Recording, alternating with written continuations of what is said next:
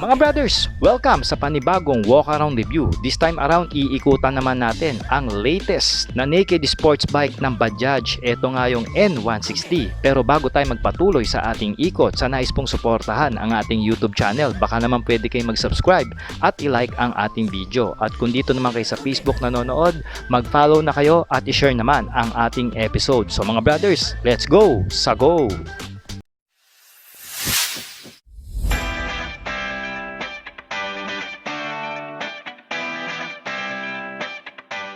Mga brothers, available na sa Shopee ang ating riding jersey at iba pang mga riding gears na ginagamit natin. Nandyan yung link sa gilid ng video. Let's go! Sa go!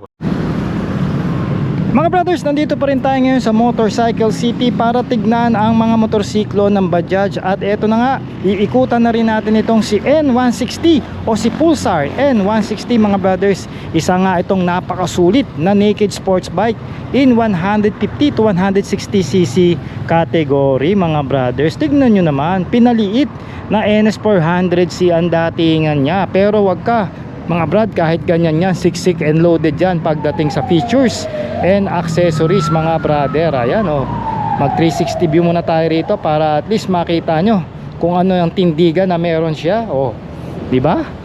Sangka pa mga brad, no?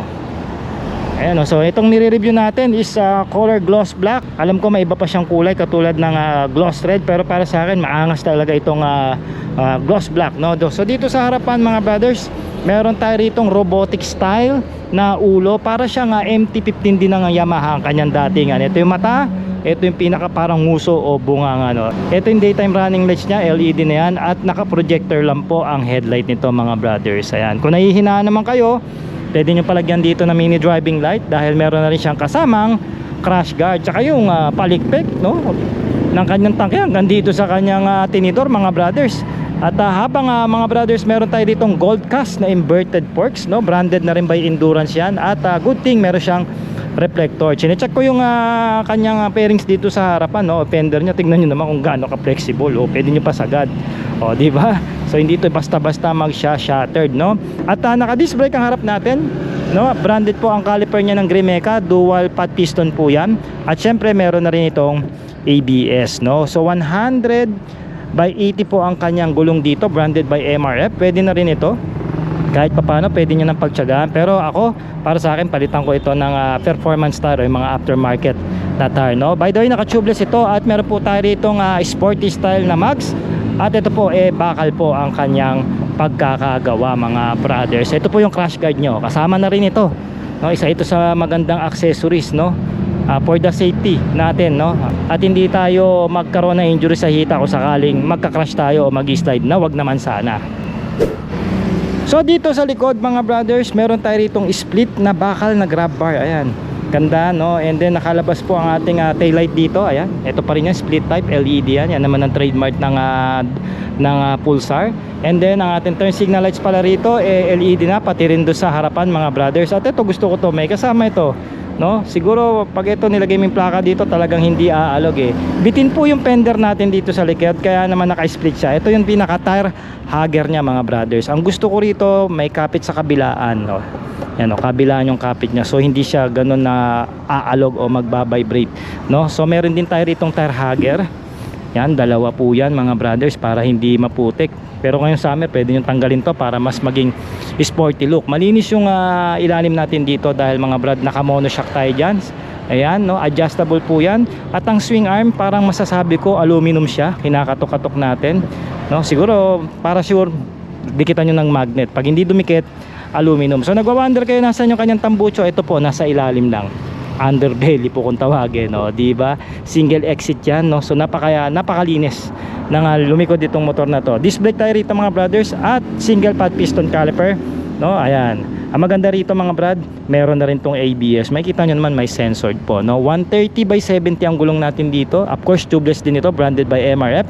Maganda rin yung pagkaka-threads nya, tamang-tama pang hawi ito ng tubig, no? At ang mags natin, bakal dito mga brad. Ayan, formado naman yan. So tingnan natin yung kabilang side. Naka 428 po ang kadena nito, heavy. At hindi lang natin makita kung ilan ang kanyang teeth pagdating dito sa kanyang sprocket. Ito, nabasa ko 46 teeth. Ayan, nakalagay na dyan. Ilang stud kaya ito?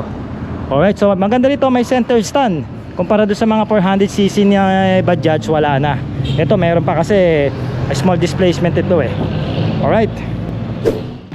Pagdating sa makina, meron nga itong power na 15.8 horsepower at 8,750 RPM habang umaarangkada ito mga brad ng 14.7 Nm of torque at 6,750 RPM. Meron nga ito mga brothers na displacement na 164.8cc, single cylinder, single overhead cam po na dalawa yung kanyang valvula. Naka oil cooled po ang motorsiklo dahil meron siyang compression ratio na umaabot ng 10.3:1 habang meron tayo ritong bore and stroke na 58 by 62.4 mm. Sa cambio naman meron siyang 5-speed manual transmission at ang pattern is 1 down 4 up habang meron itong 14 liters fuel tank capacity at ayon nga yan sa Bajaj Philippines kaya nga nitong makatipid ng 40 to 45 km per liter. At ito mga brothers ay naka fuel injected na rin at meron na lang po itong electronic starting pagdating sa makina. Kung titignan natin yung kanyang side profile mga brothers, kokonti lang naman ang decal works na ginawa rito ng Bajaj mga brother. Meron lang tayo rito yung sticker ng N160 and then dito na naman, no, yan, may mga linings ng red and also light silver pati dun sa mags, which is good, bumagay naman sa kanyang pagkaka-black mga brothers. Ito po yung chassis ng motor. Nandito. Ayan, I guess ito naka single cradle yung kanyang chassis mga brother.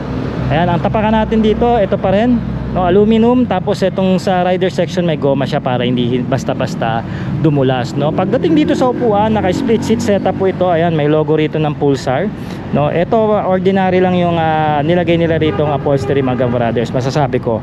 Ayan, no. And then meron tayo rito emblem ng Pulsar mga brother. Okay, there's ito yung kabilang side. O, di ba? Pero makapit naman yung upholstery niya. Mamaya check natin yan pag nag-bike pit tayo. Punta tayo rito sa kanyang manibela. Meron itong low rise na handlebar. No, medyo iba yung pagkakaano niya dahil naka-forward siya, no. That can give you some parang new style. Okay, so ito yung USB charging port natin. Pare-parehas halos. Ganun yung ibang design sa 400cc, ganito rin. No? Tapos may takip ito para hindi basta-basta mabasa at kalawangin. Ayan, may spring pa yan para bumabalik lang siya. Alright, dito sa kaliwa, so mapapansin nyo malalaki po yung switches ng Bajaj, no? Ganito po talaga yung switches ng mga Indiano. Dito yung horn, no? Left and right, no? Tapos yung ating low beam tsaka high beam, tapos may flasher tayo rito mga brothers, no? At ito ata yung pinaka mode, touch sensor ata ito. Di kasi activated mga brothers no? Alright, ang ating handle grip dito mga brothers is sakto po sa large na kamay at may bakal tayo na M-bar. So ito pa rin yung side mirror ng Indiano. Ito kakaiba naman ang shape nito. Di ba? Kabilang side, ito meron tayo ditong electronic starting, ang ating patay ng ilaw and also ang ating kill switch. So non-adjustable din ang ating brake levers dito mga brothers, no? At meron tayo ditong standard ignition, no? So sad to say hindi activated, hindi natin makita kung anong meron dito sa kanyang digital meter. Magpakita tayo ng picture. So ayon nga dito sa kanyang larawan, meron tong neutral indicator, speed meter, no? Yung odometer natin nandito sa baba at syempre may clock din ito. Tapos may RPM ito sa taas mga brothers. Alright, at then mga indicators na left and right, no? Yung ABS indicator, neutral indicator, high beam, oil indicator at saka yung high beam indicator. Tapos may logo ito ng Bajaj dito. So very basic lang naman mga brothers. So mga brad, mag-bike pit na tayo rito para kay Pulsar N160. Tingnan muna natin siya kung paano sumahid stand. Yan, standard po ang kanyang pagkakatilt, tama lang naman at hindi alanganin. Yung side stand po kaya, ayan, naka-forward naman po, pasok siya, hindi siya alanganin kahit alog natin. O, di ba? So sakay tayo mga brothers para makapag-bike pit tayo at madama natin yung kanyang seat setup. O, ayan, tayo natin. O ba, maganggang na to. Siyempre, 160cc na lang. Parehas lang halos yung upuan niya kay Domeng at saka kay NS400. So, hindi naglalayo no? Nandun pa rin yung pagkaka-shape niya at saka yung pagkakakapal ng foaming. At syempre gusto ko rito, split type, mataas yung likod, so hindi kayo basta-basta magkakauntugan ng helmet ng inyong angkas, no? May seat height ito na 795. Tamang-tama lang po ito na maabot na isang 5'5 o 5'4 na katulad ko. Tingkayad pero hindi naman tiptoe. At meron siyang 165 na ground clearance. So, di ba? Tama-tama ito sa mga lubak dito sa Pilipinas, mga brothers. At meron itong bigat na 152 kilogram, no? So, naka-forward yung kanyang handlebar, kaya meron pagkalin tayo rito konti. For the reference, may reach lang ako na 20 inches sa braso. So, hindi ako upright masyado. Parang may pagkalin ako, konting-konti lang naman, mga brothers. Ayan. And then, yung kanyang turn radius, yan, tama lang po yung laki, no? Tapos, yung shock niya, nilalaro-laro ko. Maganda naman kahit nakatigil. Kaya sigurado kung mamamaneho natin ito, maganda rin mag-perform yung kanyang suspension system, no? Ayan. Kaya riding ergonomics, mga brothers, pasok na pasok itong motor na to, na ito nga yung Pulsar N160 ng Bajaj Indiano, mga brad. Ngayong taon, mga brothers, meron itong updated price na 115,888 pesos. At kung gusto nyo nga itong kunin sa ating online financing, meron itong minimum down payment na 17,383 pesos. At sa 3 taon, meron ka ritong monthly na huhulugan na 5,102 pesos at rebated na po yan.